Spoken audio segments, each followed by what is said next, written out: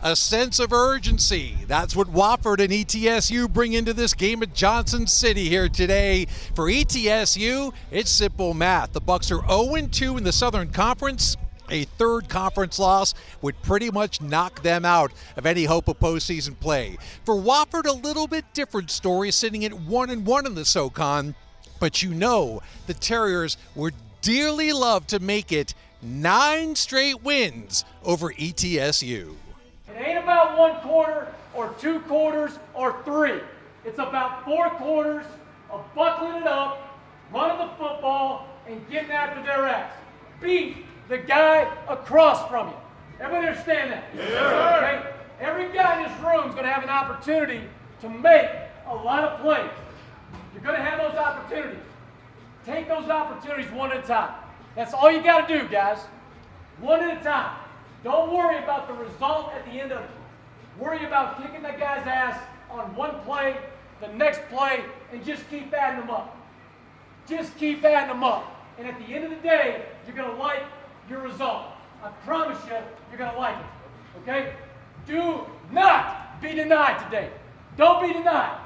Go out and take this win. Go out and take it. All right? And carry your load. Offense, defense, and special teams. Carry the load. On your position, your side of the ball. You guys with me? Yes, All sir. right, hey, let's go have a great one. You guys good? Let's go. Let's go. From the Wofford 33. Newman will keep it.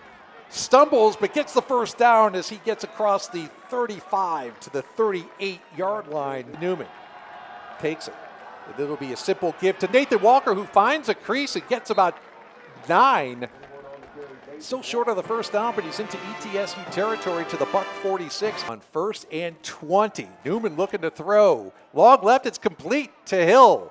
He'll get about 10 of those penalty yards back. Ball out to the 43-yard line. Garrison Moore is out to the left, the short side of the formation on 2nd and 11. Another drop back to pass. This time he lofts it over, and a nice shoestring catch. Landon Parker is down the sideline into ETSU territory, bumped out at the 39-yard line. That's a gain of 17 yards, and how about that catch by Parker? Newman in the shotgun, claps for it. Hands it to Lovelace. Lovelace cuts left. He's got open field, 20, 15, inside the 15 down to the 13-yard line. A gain of 19 for Ryan Lovelace and another first down for Wofford. And ETSU has allowed opponents to score 100% of the time as Newman pitches to Morgan. Has he got the corner? Cuts inside, knocked all the way down. Did he stretch it in? They're going to call him down on the 1-yard line. Blake Morgan totes it about 12 down to the just shy of pay dirt. He's under center, same formation.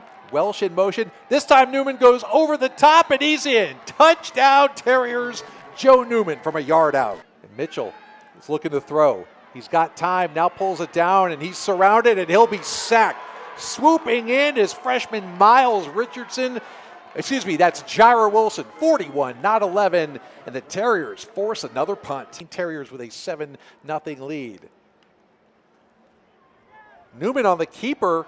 The reason I hesitated is because Miller Mosley was the man in motion. So there's that 2-quarterback look, and Joe Newman gains 12 on the keeper, and that'll give the other team something to think about. Team as Newman keeps it on first down, and Joe's got an alley, and he is gone. 20-10. Touchdown Terriers. Joe Newman, 59 yards. Shortened to the 6, and Holmes has it again up the middle. Again, a good return. He's out across the 40 towards midfield. Being chased down by a host of Terriers, but he won't get knocked out of bounds until he gets to the Wofford 35-yard line. Tight end in motion, then stops. Mitchell hands off to Holmes. Got a crease.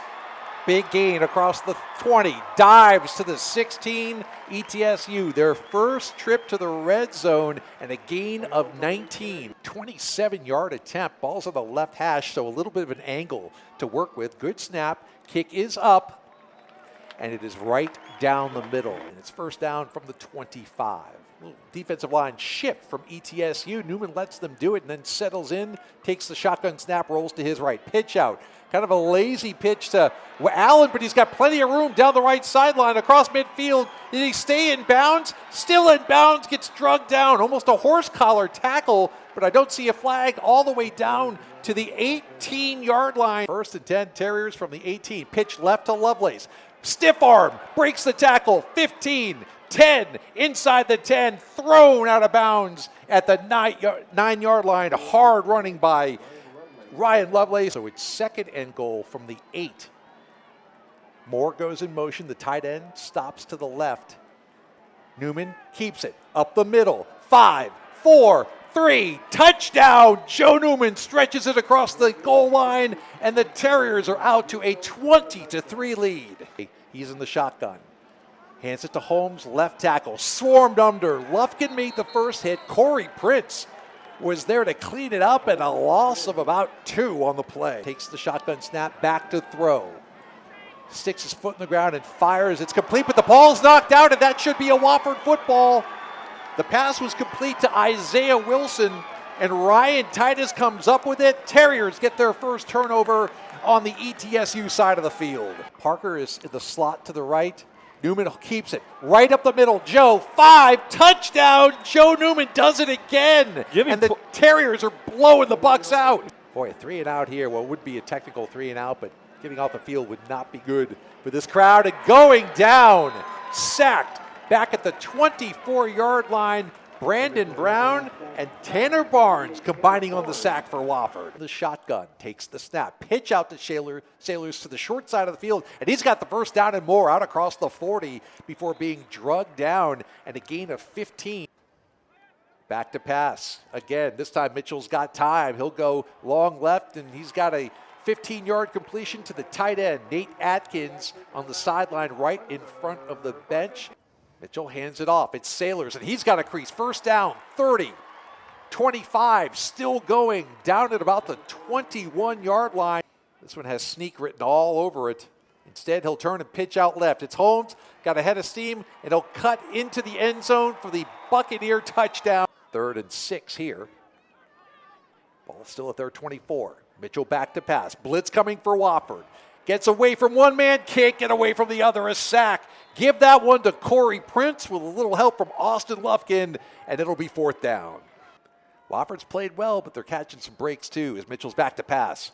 Long down the middle of the field, right back to Spagnoletti, and this time he catches it all the way out to the 36-yard line. 1st and 10, Bucs for the Wofford 26. Just underway 4th quarter, Wofford up by 18. Sailors in motion, back to pass, and Tanner Barnes gets it on Mitchell, but he can't get him down. Throws into the end zone and a touchdown. Newman in the shotgun, 2 backs behind him. Joe will option left.